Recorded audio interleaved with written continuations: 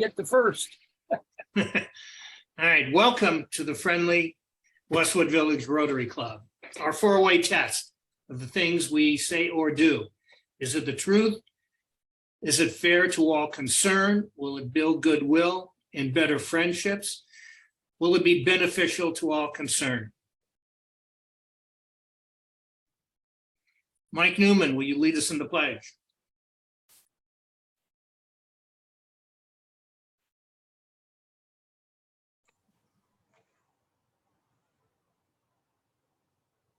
Is Mike? Mike, you're muted. Mike, you're muted.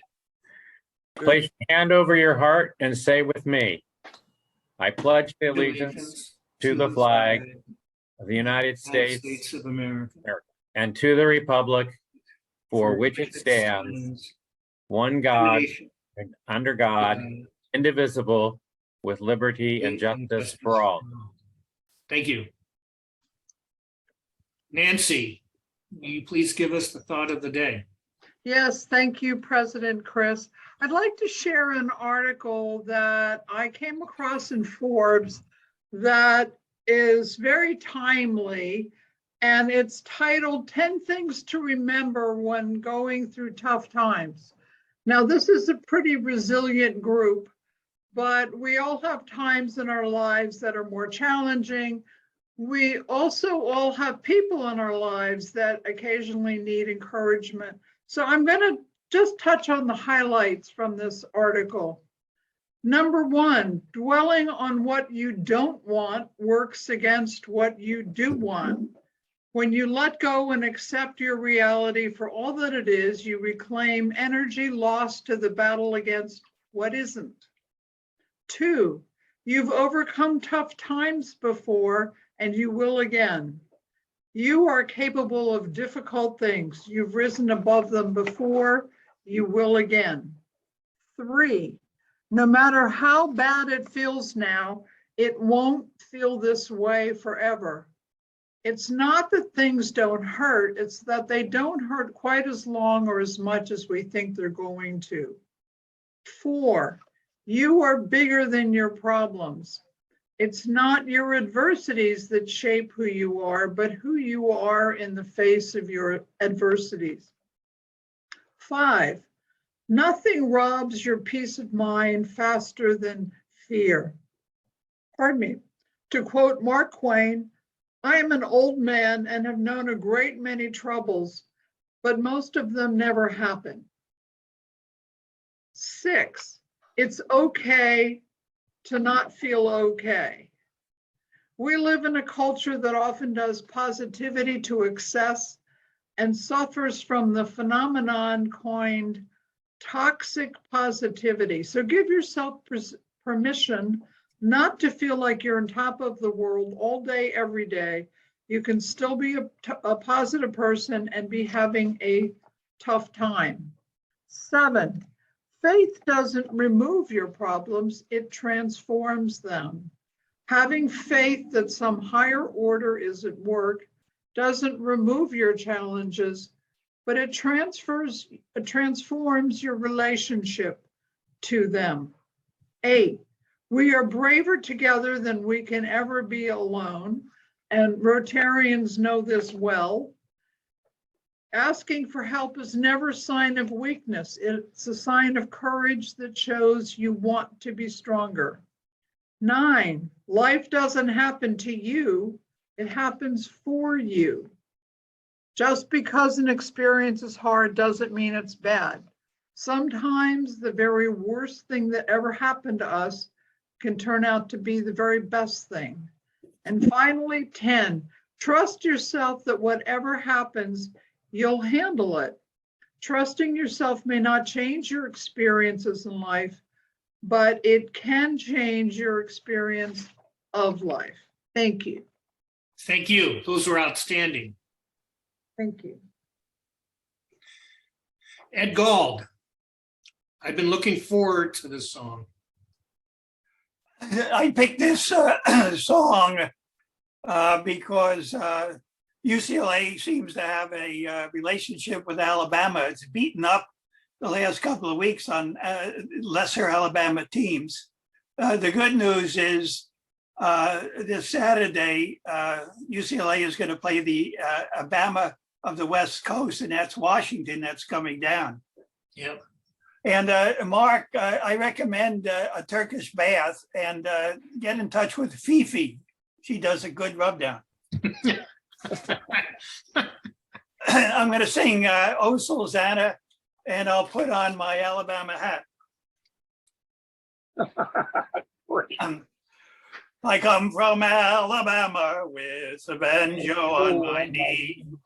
I'm going to Louisiana, my true love for to see. It rained all night the day I left. The weather, it was dry. The sun so hot, I froze to death. Susanna, don't you cry. Oh, Susanna, don't you cry for me. For I come from Alabama with my banjo on my knee. Thank you, thank you, thank you. Thank you. Well done. Do we have any guest Rotarians or any visiting Rotarians? Okay.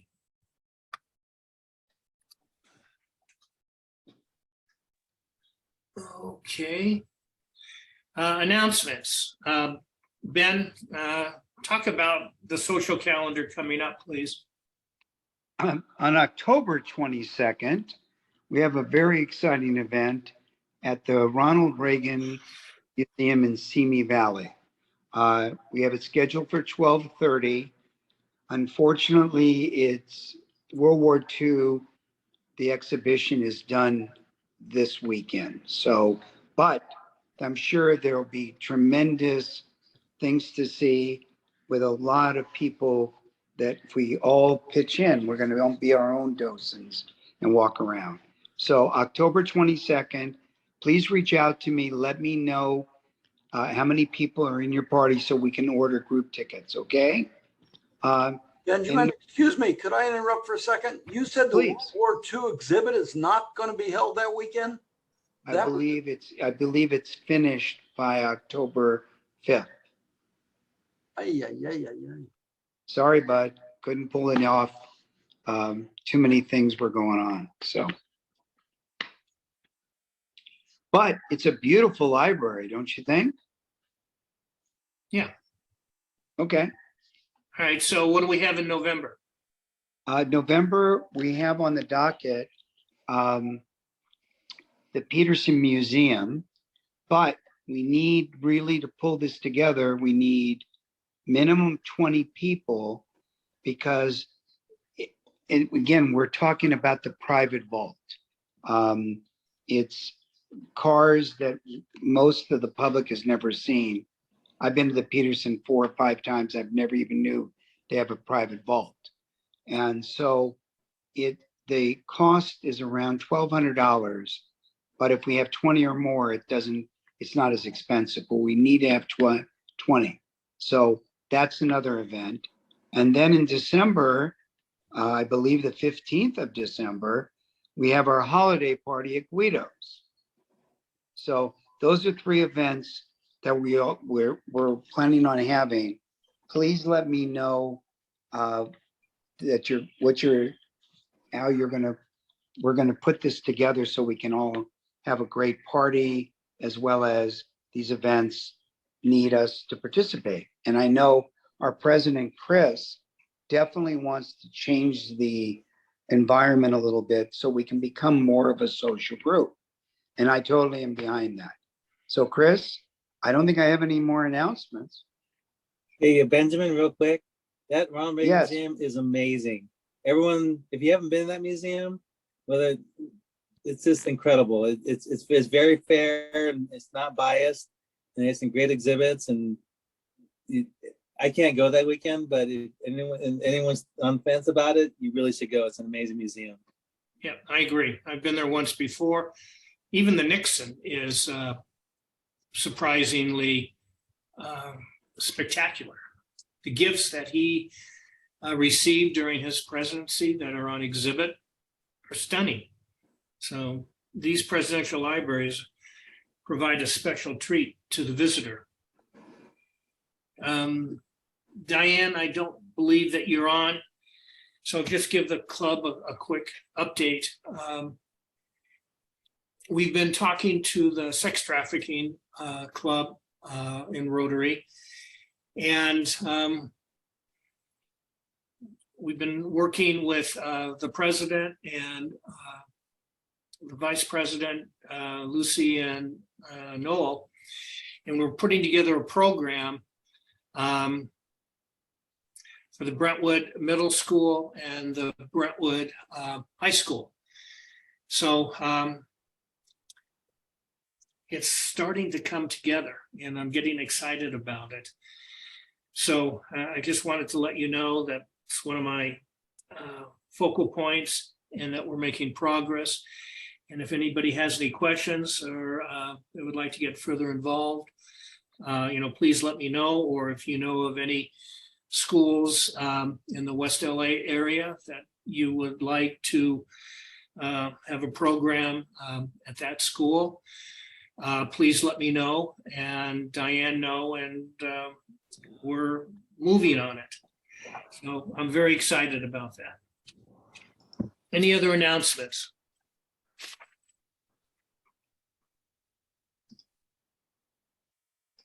Okay, next. I know you've been holding your breath waiting for the next joke. So, German scientists, they dug down 50 meters in the underground and discovered small pieces of copper. After studying these pieces for a long time, Germany announced that the ancient Germans 25,000 years ago had a nationwide telephone network. Naturally, the Swedish government was not that easily impressed, and they ordered their own scientists to dig down even deeper. 100 meters down, they found small pieces of glass, and they soon announced that the ancient Swedes 35,000 years ago had a nationwide fiber network. The Finnish scientists were outraged. They dug down 200 meters down in the underground, but found absolutely nothing. They happily concluded that the ancient Finns 55,000 years ago had cellular telephones. It's hard giving a joke when you don't have any verbal response.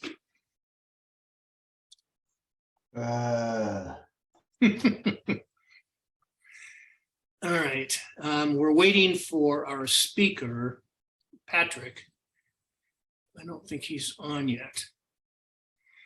But We're here. We're here. They're Okay, there. great. They're there. all right, thank you. So Patrick Longano is the creator of the Impact Companion Club model and the president of Impact by the Rotary Club of the Foothills. He is responsible for starting 11 standalone or companion impact clubs in 2 zones and 5 districts. In the Impact membership model, there are currently 36 Impact companion clubs in progress across 22 districts and 8 zones. So Patrick and Katie, thank you so much. I'd like to turn the meeting over to you and have you share with us what you've done and where you plan to see where this takes us. Absolutely. I appreciate the introduction. Thank you, everybody, for having us on.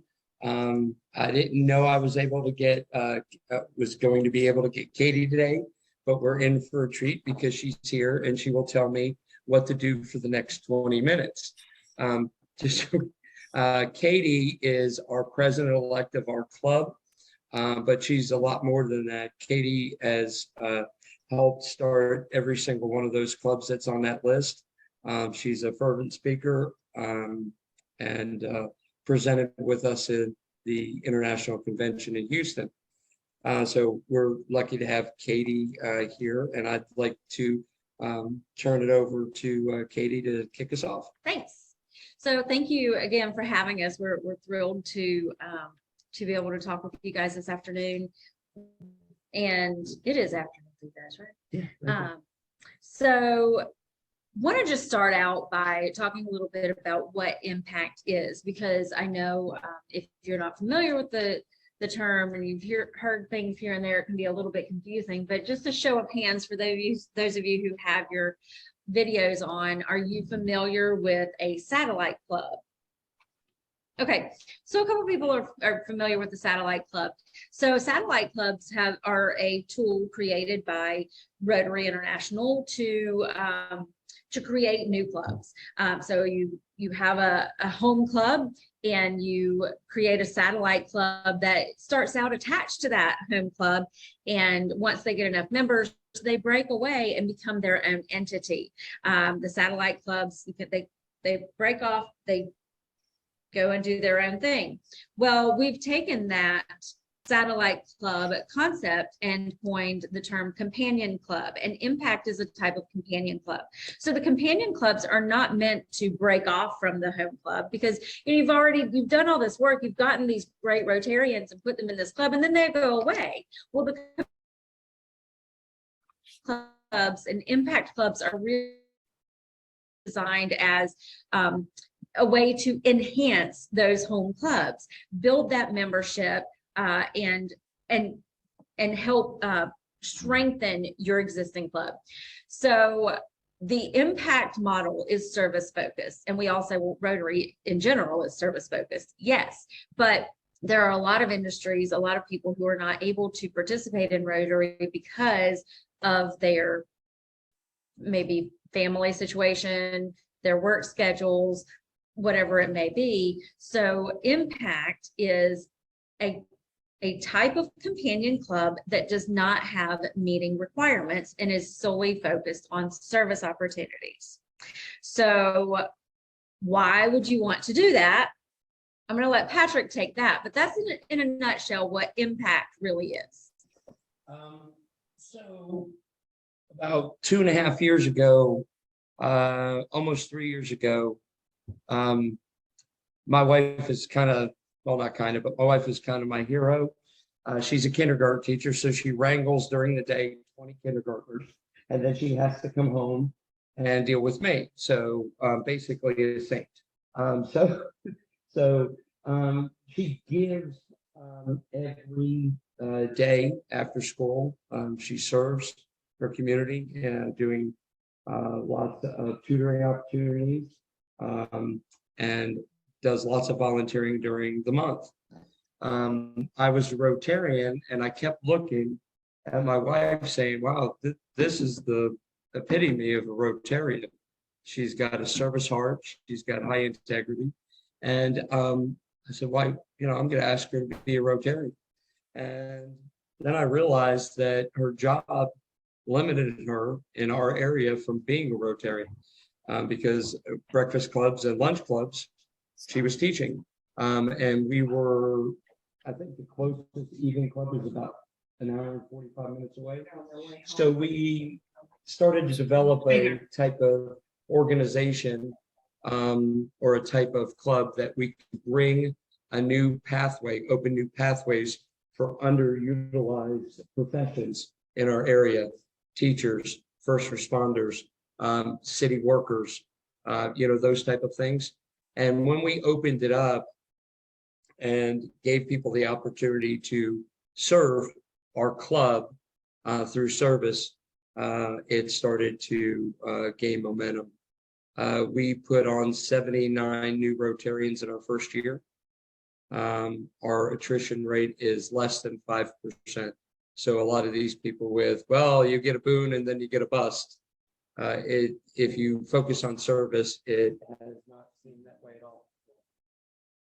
So we are working right now with 36 different clubs across the United States and several different countries, including Caribbean, Great Britain, and the Netherlands. It has been a real success. 11% of the people who come in the pathway through Impact wind up transferring into the home club. Because by and far, this is your club. it's just a service extension of your club.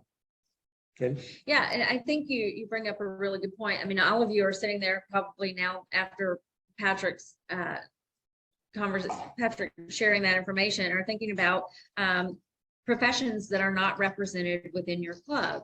So it's important to us that our club look like our community. The largest employer in our community is our school system, and we didn't have any teachers, we didn't have any educators.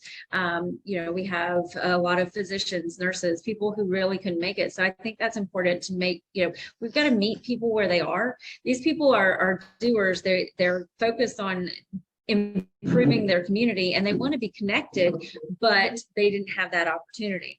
So I think we really are doing people a disservice when we don't offer them the opportunity and the gift of Rotary, not only to be connected within our own community, but also globally. And those people end up like people like me. I was a Rotarian and I left because it didn't fit my lifestyle at that point. And then I was offered this opportunity to be part of Impact. And I said, yeah, that's what I want to do. I want to serve. I want to make a difference, not just here, but all, nationwide and globally. And Rotary allows me to do that without being strapped to a meeting. And meetings are wonderful for a lot of people, but for me, it just didn't work. So I think that you really need to just sit back and think about who in your community is not represented in your club, and do you have an opportunity to engage more members and grow your club and engage more Rotarians or people who've left your club, or other clubs. Really, I mean, I was a member in another town and ended up joining Impact in a different, in the town that I work in, because it was a better opportunity or, better fit for me. So I think you look at the people who've left. People don't leave Rotary because they don't like Rotary. Everybody likes Rotary. I mean, what's there not to like? And they leave because of, family, profession, financial situations. And if you have a way to bring them back and get them re-engaged, I think that's really exciting. It's pretty neat because each one of the clubs that we talk to has a unique situation. We're dealing with a club in Dallas, and they're kind of surrounded by the other Rotary clubs. But I've been talking with Chris, Benjamin, and Stephen for a long time, and you guys have just an outstanding opportunity there as a and we talked about it with the local Rotary Club that you have there, because it's so active and at the college. Nationwide, Rotary to Rotary conversion is sub 5%. So we've got to do something to figure out how to get more Rotaractors into Rotary. So this could be the bridge. And Chris had that idea after talking extensively. He brought that up. You guys are really, your club is really blessed to have a leader like that. And so this is an evolving thing that we're working on all across the country. Stephanie Urchek, if you haven't met her or know her name, she's our president-elect nominee for Rotary International. So that means she'll be our president in 24-25. Her club just submitted their paperwork to Rotary International for their companion club last week. And they'll charter with and put on an additional 20 members on their club. And it took them 2.5 weeks to do so. So, with the support of her, and she actually was one of our presenters in our breakout session. So it's a good movement to have. And if you think about what a Rotarian is, it's not very hard to find them if you just know where to look. So one of the things that we do is we're different from a lot of other Rotary programs that just come down and tell you, oh, this is a good idea. And then you Now go do it. Yeah, go do it. And then they don't even know we work with clubs individually at zero cost. This is the mission of our club, is to help other clubs do this and have growth and be able to manage the membership that way. And So we have a 4-step process that we go through with each club, and we take them from conception all the way through practice. So we've been having lots of discussions and talks and stuff like this. And that's what one of the best parts of the whole thing is all the people that we get to meet across the country. So usually about this time, right about 15 minutes in, because Chris was so nice to get us on a little early, is we get to stop and see if there's any questions at this point, any clarifications. I apologize about where we are. We're at our zone 33 and 34 Institute right now, and we got up and said, we got to go. So we got to go talk to West Village. Yeah, So I'm an active Rotarian at work yes, right she's now. wearing her Rotarian at work apron. So if you guys have any questions, please raise your hand. We'd love to answer any questions and have a wonderful discussion with you. I think one of the questions I'll ask for Carol. Okay. Carol, if you unmute yourself. Carol is running a very large program called Music Men's Minds. And I know that she could benefit from impact volunteers and members. And she could tell you that they set up bands and perform music, and they certainly would be very grateful to have people that can interact with them. Am I saying that right, Carol? Yes, indeed, Chris. Thank you. I was asleep at the switch, but I am awake and so excited. Thank you, Katie. And I'm Patrick, right? Your name's not on the tile. Yes, I answered a hey you too, so don't worry about it. I remembered your name. I get a star for that. So yes, ma'am. thank you, Chris. Yeah. Music Men's Minds, an elevator pitch. We are working with seniors with Alzheimer's, dementia, Parkinson's, even traumatic brain injury, stroke, and PTSD.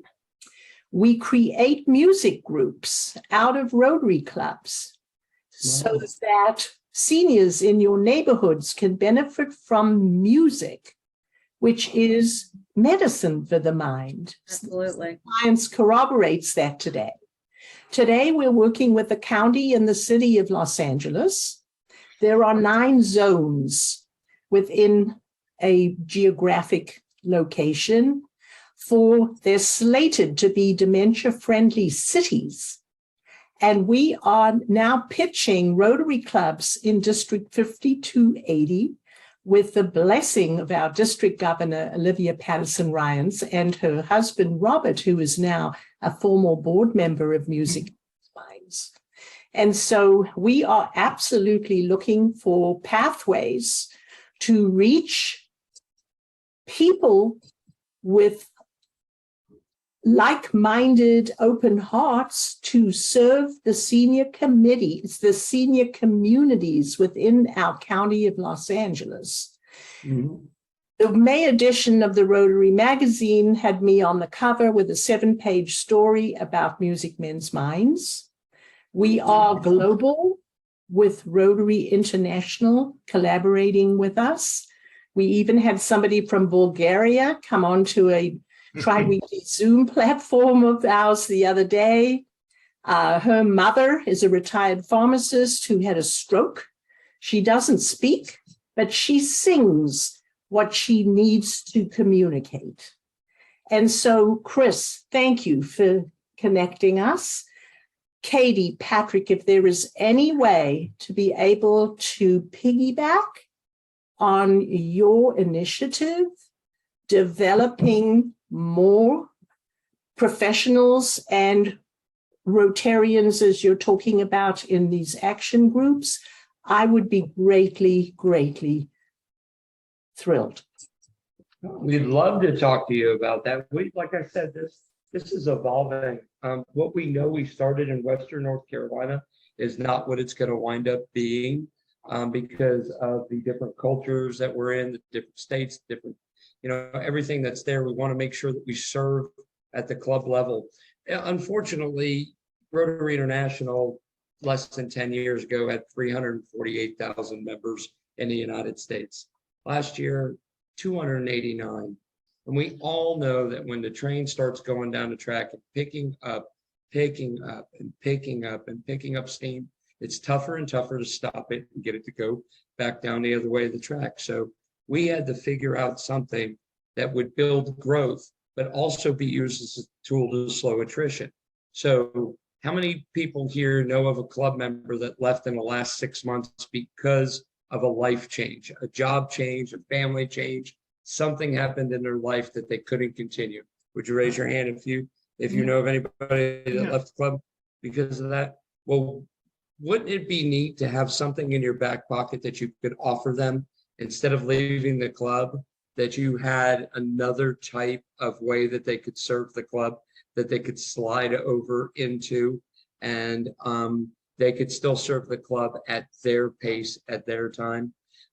We have in our club in our first year, when I started using that as a tool as well, for instead of just building growth, being able to offer people another option that were leaving the club, we were able to save 5 of the 6 members that were leaving the club. And the 6th one, they were moving from North Carolina to Idaho. So I couldn't do much there. But we have one of the first, number 3, the 3rd Impact Club, we had in Moundsville, West Virginia. Since they chartered over a year ago, they have not lost a member. They have been able to save everybody by giving them another opportunity to serve. So it's not just about building growth. You're never, ever, ever going to be able to outpace attrition enough to where you have this powerhouse growth and make your club the way that you wanted to make it, the way that it was before, numbers that you can really go out and make a difference. And unless you figure out a way to slow the attrition. So you can't have one without the other.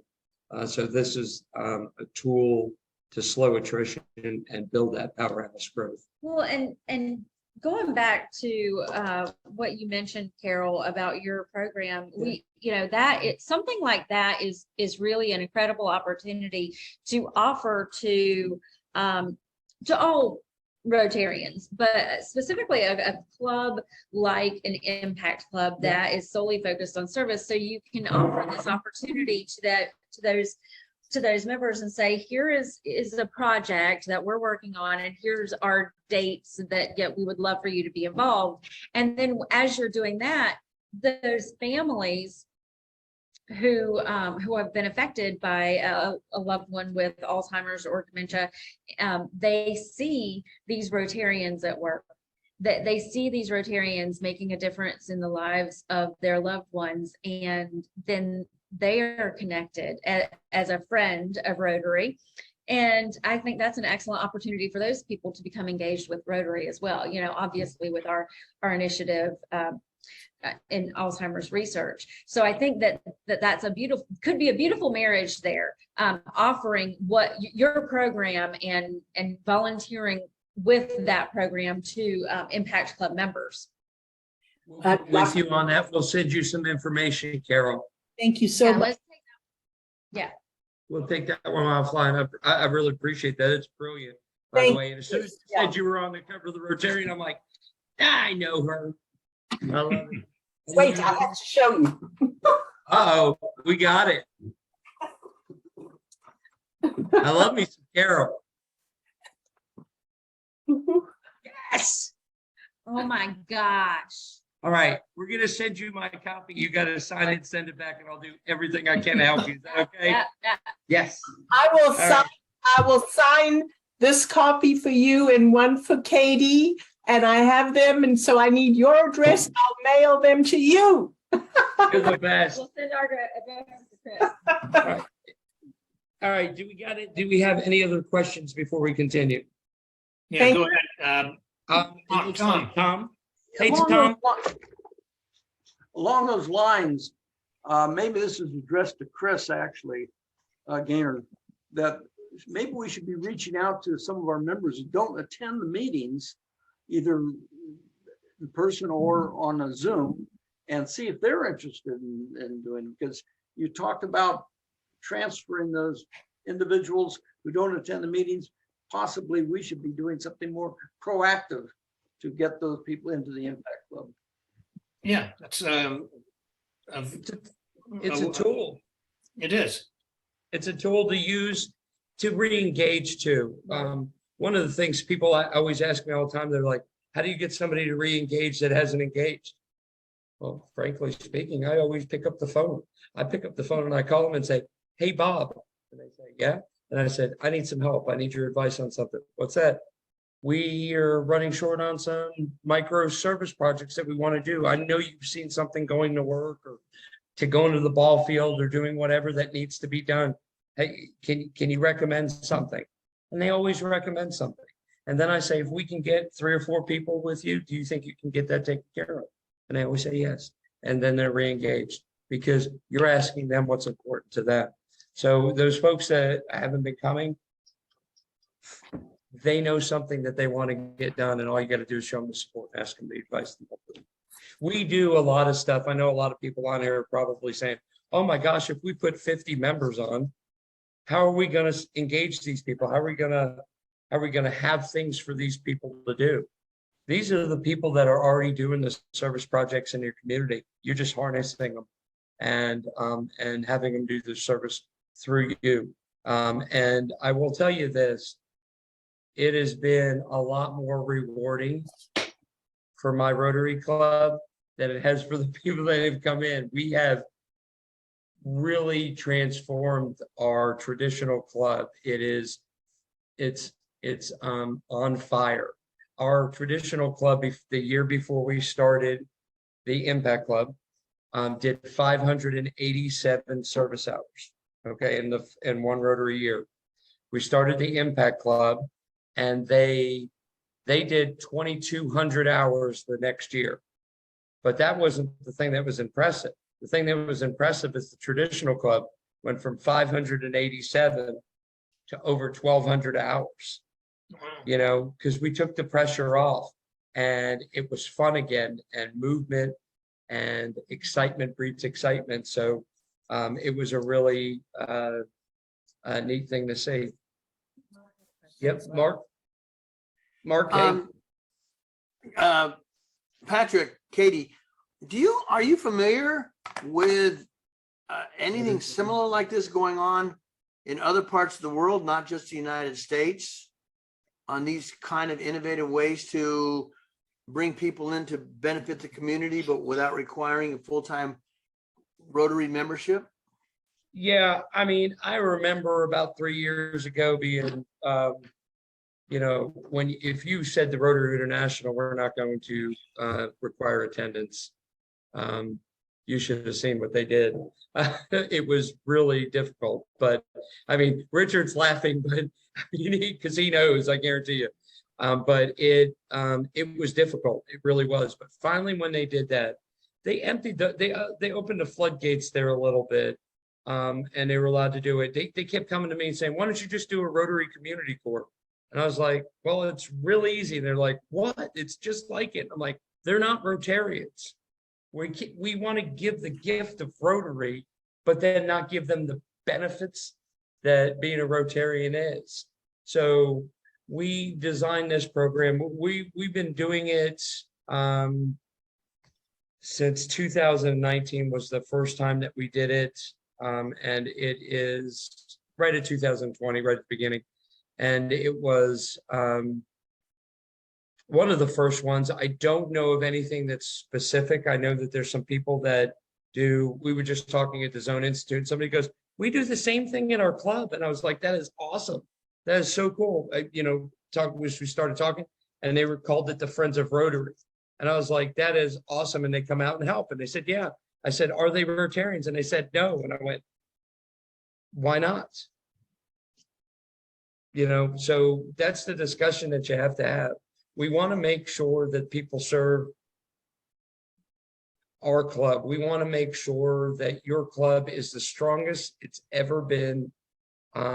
If you want that, if you guys want to grow and make your club the strongest it's ever been, the way to do that is not to invite people that are and then to keep them as non-Rotarians, in my opinion. Thank you. Go ahead, Ben. Like Patrick said, Okay, student, continue, Katie.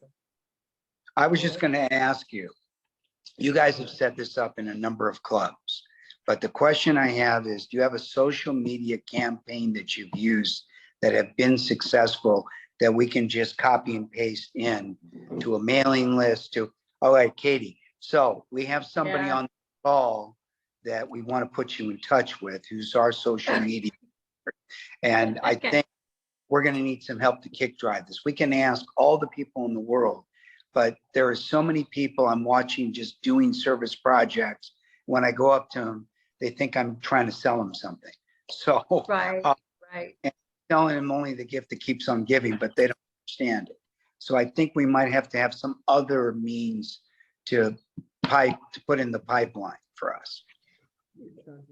It's not just I can't hear you, Patrick. Patrick, We're No. not muted. We're not muted. now you were away from the Can speaker. anybody hear us? We can hear you now. I can hear you now. Okay, sorry about that. I'm gonna give us Katie one quick second too, but just remember this, it's not just the social media, it's how you recruit as well. Do you guys use, it's kind of funny because I'll tell you this, I just joked upstairs and they got mad at me. I told them that they were in the past and they used floorboard applications. And they were like, what is a floorboard application? I said, when people come to your club, you give them the 3-page application and then they walk out to their car, put it on their passenger seat, and 3 days later it winds up in a floorboard. We do things like with the digital applications to make it easier to get somebody while you're talking to them to fill out the application to be a Rotarian right there in front of you.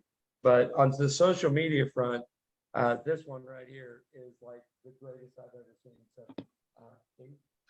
So I think it's important to, so yes, the short answer to that is yes. We do provide social media content that you can tailor or just copy and paste or whatever. That's kind of my wheelhouse. I enjoy doing stuff like that, but it's not, you need to make it sustainable. It's not everyone's joy, not everyone is able to do that and not everyone feels comfortable doing it. So you have to find a way to communicate with people in your community, not just on social media, but if you have, I don't get the paper, but if you do have people who are reached by print media, then you need to look at that as well. You need to look at how people in your community are getting their news and their information. And if it's social media, then great, because that's fairly easy to replicate. But if it's in another way, that's something that should be discussed, because, I don't feel like a lot of people read the actual newspaper anymore, but in our community, new people to the town, that's what they go for first. So, I just want to make sure that you're having those conversations about where people are really getting their information. But yes, short answer, I would be happy to help you. So one other piggyback on that, did you have newspapers, because we're a nonprofit, give you free ad space to put an ad in? Nope. You put a budget. A lot of the things that we've done. Well, no, we don't pay for advertising, press releases. We get a lot of free press. When you're doing the service projects like that, they want to cover them. When you're really affecting change, they want to cover them. So, well, again, with this person. So newspapers are dying, and they used to be able to afford to give nonprofits free ad space, and they just can't anymore. So now if you want your information in there, you take a picture and you send them a press release with that picture, and that's how you get it, because it's news. They need news, and they do like feel good news and news about people making a difference. So that's how you get in the papers, because they're just not willing to give it out for free anymore. Okay, you answered my questions. Thank you. Okay. All right. Any other questions? Patrick, Katie, what else do you want to provide with us? I just want you to when you're thinking about it, as you're thinking about impact or some other thing that you might want to do, think about the people. Patrick, Yes. every time you walk, you look the other way. Oh, I'm sorry. Stay right there, focus. Okay, I'm right here. I got you. One of the things that I want you to think about is the people in your community. You each know one. I know right now that is a Rotarian that is just not in Rotary. And those are the people that you're thinking about. Those are the people that you need to get in your club, because those are the doers.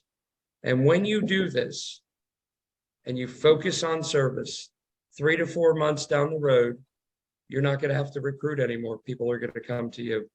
It's happened in every single club that we've done. Every club that we've done. So Richard and I'm just guessing that a bunch of other people that might have been Rotarians for a long time. Remember when people would come to them and say, "Can I join your Rotary Club? Can you get me in?" It's there. We're just getting back to basics. That's all. So we'd love to help. We'd love to answer any questions. Chris and Benjamin and Stephen, they have our email address or contact information. If anybody has any questions, any additional questions or any additional thoughts, we'd love to help you any way we can. Before we close, can you just share some of the projects that you've seen? We do a lot of, I will tell you this, and Katie will tell you this too, that the projects that you have 3 to 5 people on get just as much public image and have just as much impact as the ones that you have 40 to 50 on. Now, which ones do you want to manage? You know, a lot of the times, my motto for my club members are, if you see something, do something. So a lot of them will see their own project, grab a couple of people and go get it done. They'll wear their Rotary shirts and their pins and take their pictures and turn it into our PI person. And we start generating, the social media posts and different things from having those on there.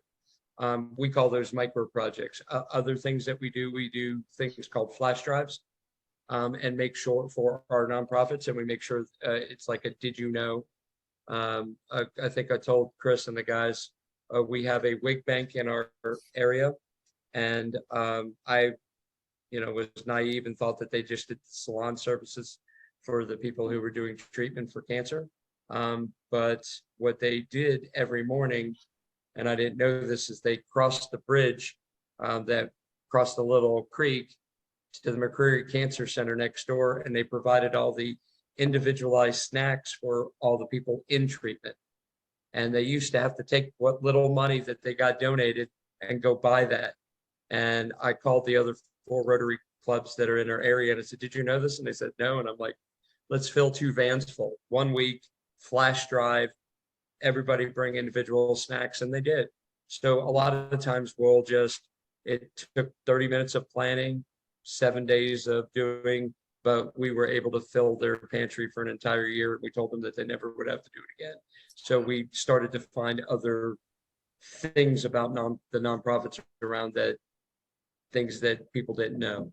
Well, then also we have an opportunity for where nonprofits can come to us, and we have on our website, we have a way for them to fill out this Google form, and they submit their information on what their needs are. If they have an event coming up, they can put when the event is, and we do ask them to give us ample notice. But if they need ushers for the dinner theater, or that the Humane Society needs people to help move dog crates or cat crates for their spay and neuter clinic, they can put in a request for volunteers.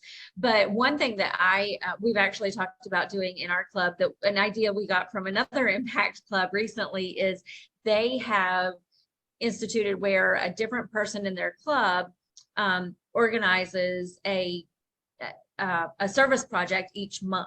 So what they're doing is allowing those members to say, this is what's important to me and my family and my friends, and I see this need and I want to coordinate this.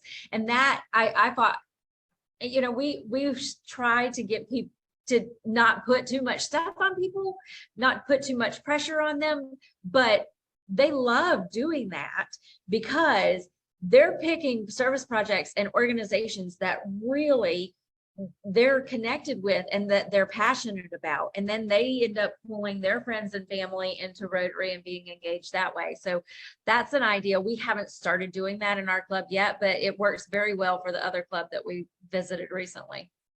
Okay. I put my number in the chat for Katie and I Patrick. got it. I wrote it down.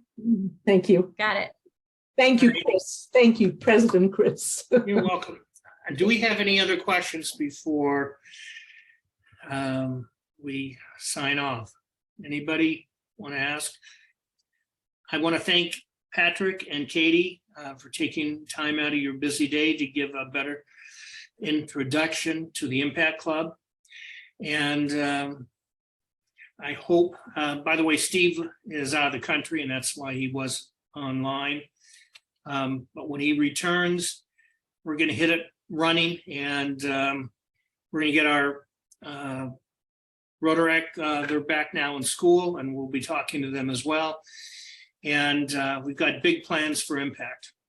Great. Wonderful, guys. And guys, when you get this thing going, we're there every step of the way for you. If you need anything, we're there.